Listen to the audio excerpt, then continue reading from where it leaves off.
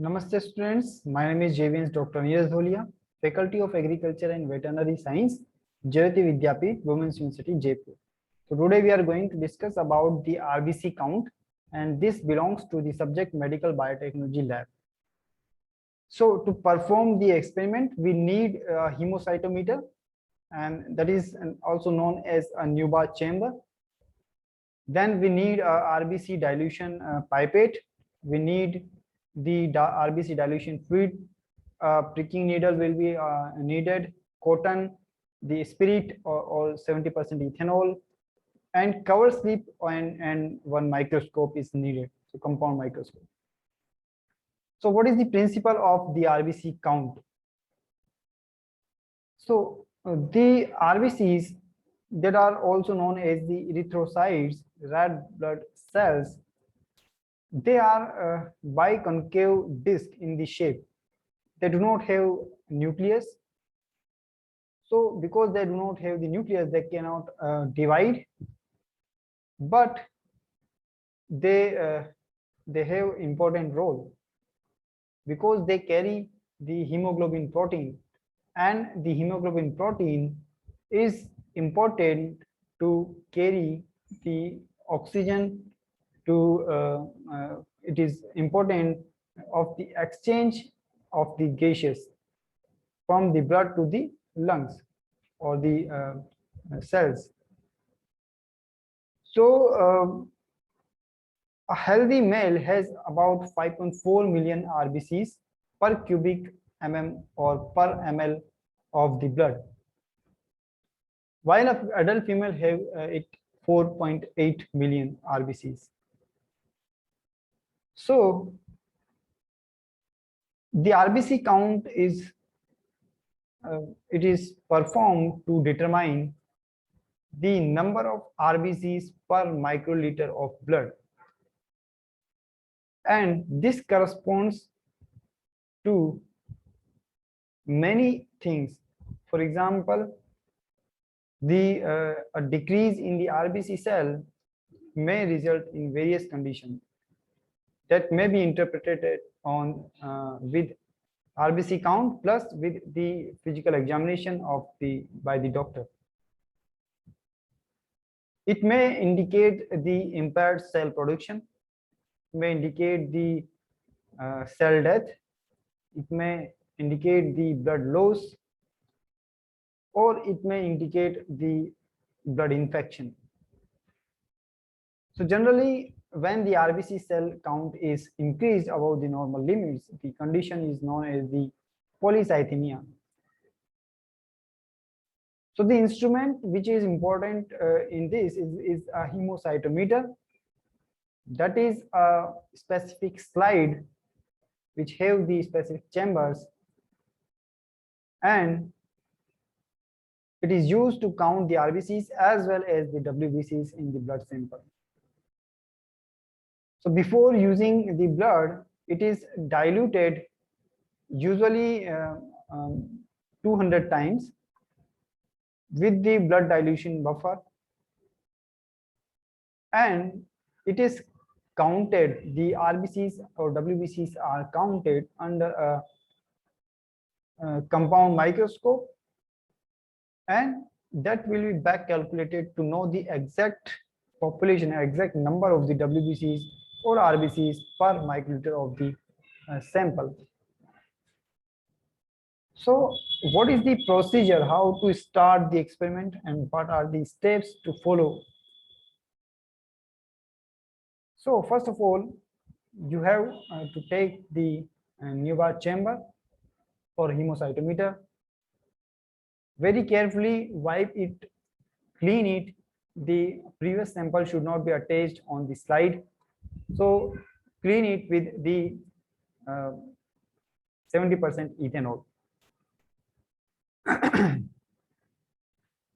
After the cleaning, clean or slice the middle finger of the patient or the patient from which you are going to take the sample. Slice it with the 70% ethanol. Now prick the finger with the needle and use the sample blood for the experiment. But you should take care that the first drop of blood should not be used. It should be discarded and take the second drop of the blood in the RBC pipette up to the 0.5 mark. Okay, and immediately when you suck the blood sample in the RBC pipette, the RBC dilution fluid will be sucked, should be sucked up to the 10% mark.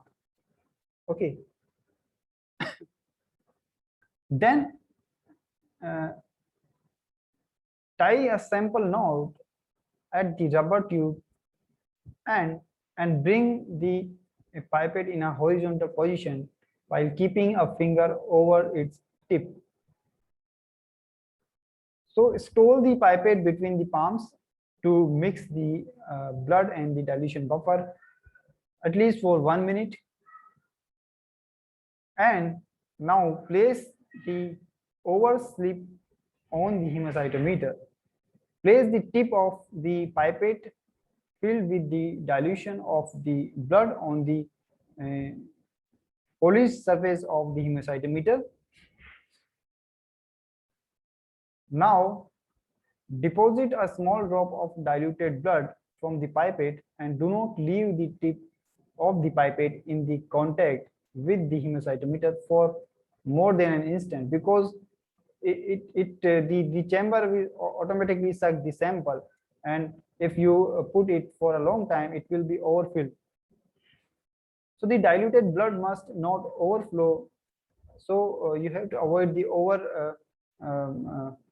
over touching of the pipette to the slide. Okay, now place the hemocytometer on the microscope stage, and you should focus the sample. When now it's time to count the cells. Okay, so when counting the RBCs,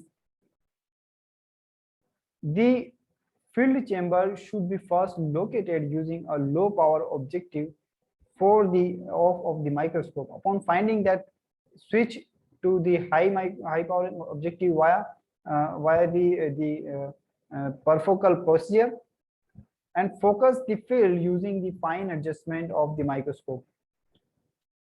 So each RBC counted is equal to the 10,000.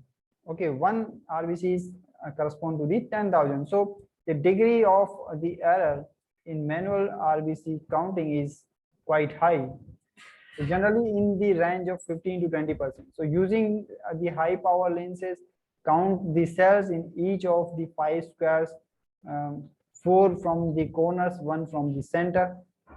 That is the 5 squares. And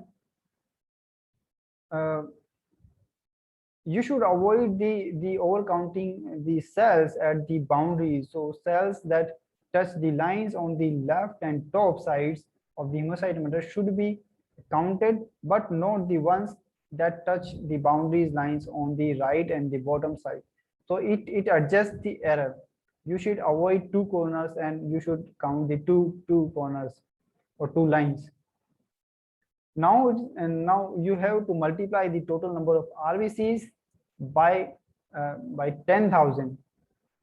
Okay, because one RBC is correspond to the 9,000 to obtain the number of the RBCs in 1 microliter of the blood. Now record your values, and the hemocytometer and the cover slip should be saved, not discarded. And before saving, you have to properly clean that hemocytometer.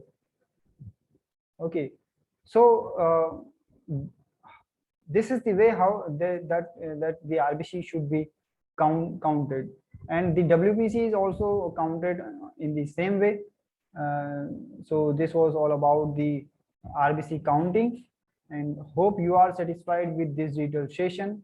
If you have any doubt, any query, you can write in the comment box. And this session is powered by Digital Version 2, Jyoti Vidyapeeth, Women's University, Jaipur. Thank you.